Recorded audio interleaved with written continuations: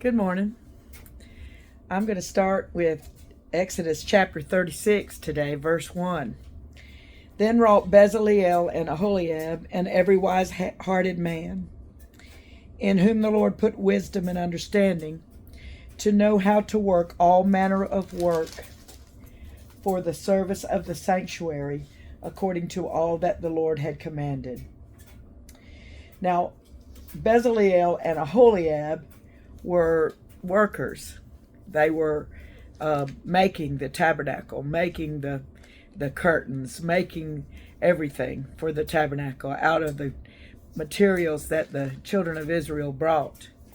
And then they had other men, every wise-hearted man, in whom the Lord put wisdom and understanding, to know how to work all manner of work for the service of the sanctuary. So God gave people wisdom on how to do what he wanted them to do.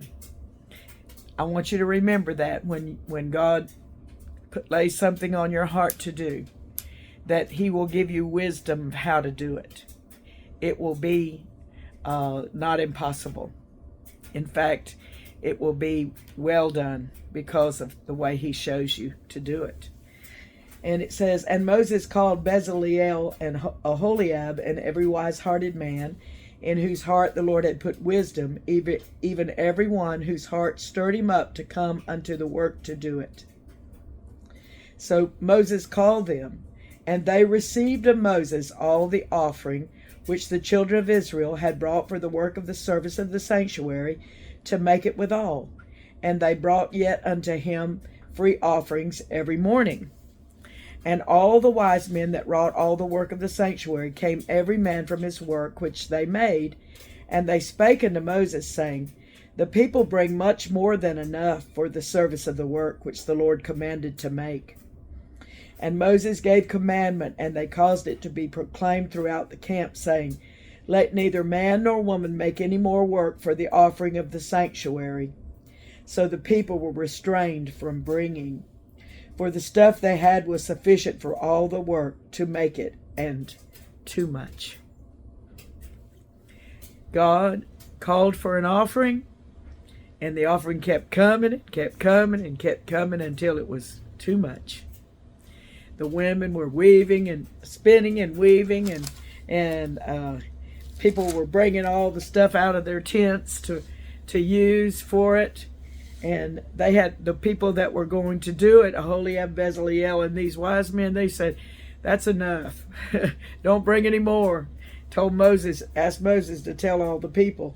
So Moses had to tell them, let neither man nor woman make any more work for the offering of the sanctuary. Isn't that sweet and wonderful? And let us, Lord, be able to be that way too, where we just want to keep bringing to you and want to keep bringing to you. Help us. Help us to feel that way in our hearts, so that we will just, by your Spirit, just keep on coming with the things that you want us to give and things you want us to do. Verse 8, and every wise-hearted man among them that wrought the work of the tabernacle made 10 curtains of fine twined linen, and blue and purple and scarlet, with cherubims of cunning work made he them. The length of one curtain was 28 cubits. 28 cubits is, let's see, we'll add another half, 14 on there. So 14 and 28 is 42 feet long.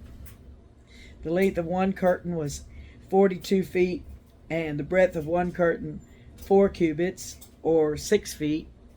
The curtains were all of one size. And he coupled the 5 curtains one unto another, and the other 5 curtains he coupled one unto another. And he made loops of blue on the edge of one curtain from the selvage in the coupling. Likewise he made in the uttermost side of another curtain in the coupling of the second. 50 loops made he in one curtain, and 50 loops made he in the edge of the curtain which was in the coupling of the second. The loops held one curtain to another. And he made 50 taches of gold, and coupled the curtains one unto another with the taches, so it became one tabernacle. And he made curtains of goat's hair for the tent over the tabernacle. 11 curtains he made them. The length of one curtain was 30 cubits, or 45 feet, and 4 cubits was the breadth of one curtain, or 6 feet. And the 11 curtains were of one size. And he coupled 5 curtains by themselves and 6 curtains by themselves. And he made 50 loops upon the uttermost edge of the curtain in the coupling, and 50 loops made he upon the edge of the curtain which coupleth the second. And he made 50 taches of brass to couple the tent together, that it might be one. And he made a covering for the tent of ram skins dyed red, and a covering of badger skins above that. And he made boards for the tabernacle of shittim wood standing up. The length of a board was 10 cubits, or 15 feet, and the breadth of a board 1 cubit and a half, or half more and a quarter more, so it'd be 2 1/4 feet. And one board had 2 tenons equally distant one from another. Thus did he make for all the boards of the tabernacle. And he made boards for the tabernacle, 20 boards for the south side southward, and 4 sockets of silver he made under the 20 boards, 2 sockets under one board for his 2 tenons, and 2 sockets under another board for his 2 tenons. And for the other side of the tabernacle, which is toward the north corner, he made 20 boards, and there 40 sockets of silver, 2 sockets under one board, and 2 sockets under another board. And for the sides of the tabernacle westward he made 6 boards. And 2 boards made he for the corners of the tabernacle and the 2 sides, and they were coupled beneath and coupled together at the head thereof to one ring. Thus he did to both of them in both the corners. And there were 8 boards, and their sockets were 16 sockets of silver, under every board 2 sockets. And he made bars of shittim wood, 5 for the boards of the one side of the tabernacle, and 5 bars for the boards of the other side of the tabernacle, and 5 bars for the boards of the tabernacle for the sides westward. And he made the middle bar to shoot through the boards from the one into the other.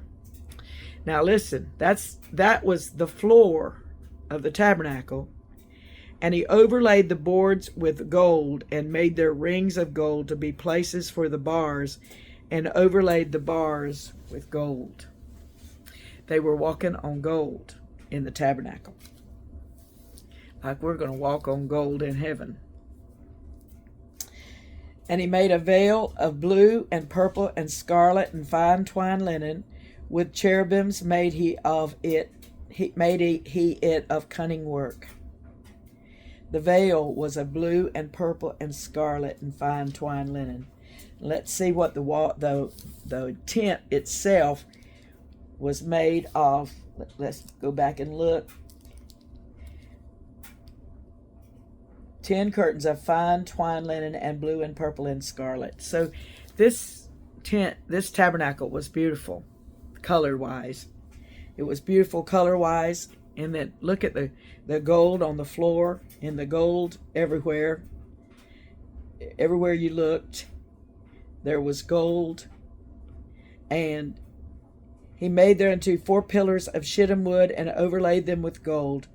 Their hooks were of gold, and he cast for them 4 sockets of silver. So there were gold and sockets of silver. And he made an hanging for the tabernacle door of blue and purple and scarlet and fine twined linen of needlework. And the 5 pillars of it were with their hooks, and he overlaid their chapiters and their fillets with gold, but their 5 sockets were of brass. So, I pushed my tripod, sorry, but I don't want to start over, because this whole chapter is describing how the tabernacle was made. And it was a beautiful place. And everyone that was wise-hearted had contributed something or made something for it. And I imagine, this is what I imagined when they made those curtains, that they all got together and listened to Moses say what he saw on the mountain, and they all decided how they would make them, and all of them made them in the same way. So they all matched. And of course, they all had their little differences, I'm sure, because of different workmen or workwomen, but they were trying to make them as beautiful as they could make them. And of course, all the boards of shittim wood, they were all covered with gold. And in the tabernacle was a hanging of that covered it was a veil that hung between. He made a veil, verse 35, a veil of blue and purple and scarlet and fine twined linen, with cherubims made he of cunning work. So this was different than the curtains, because no, they had cherubims too. So they were all about the same, probably the same. This veil he made, and he hung that was hung between the holy place and the holiest place, where the ark and the mercy seat and all were. There was that veil. And so he put that in there. But imagine walking into that tent with those beautiful hangings and all of the boards covered with gold. Imagine. And chapter 37 will go on, because we have some more time, and it tells more about how it's made. And Bezaleel made the ark of shittim wood. Now, I believe this was Aholiab and all of the people that were making the curtains that were doing that. But remember, Aholiab said, "My father's tent." That was what his name meant. So he's making his father's tent on earth. And here's Bezaleel, and I forgot, what did his name mean? Bezaleel. I thought of it and then I forgot it. Bezaleel. I'll think of it in a minute. Bezaleel made the ark of shittim wood. 2 cubits and a half was the length of it, and 1 cubit and a half the breadth of it, and 1 cubit and a half the height of it. And he overlaid it with pure gold within and without, and made a crown of gold to it round about. Oh yes, the shadow of God, I just remembered. So he was in charge of making where the place where God would come and abide with them in this tabernacle, Bezaleel, which name meant the shadow of God. He's making it. This is something that nobody could even touch after it got made. This was something that was so holy that it was behind that veil, where in the mercy seat, and it was all a box. It was 2 cubits and a half was the length, so that's 3 3/4 feet, like a yard, more than a yard long, and the length of it, and 1 cubit and a half the breadth of it. So 2 3/4 foot deep or wide length. The length was, and the breadth, and 1 cubit and a half the height thereof. So it was about 2 1/4 cubits high, or feet high. So it wasn't very big like that. I mean, you can't see my hands, but you can try to measure it with your hands, and it wasn't a huge box, but it was a box that was to go with the children of Israel, and it represented God's presence.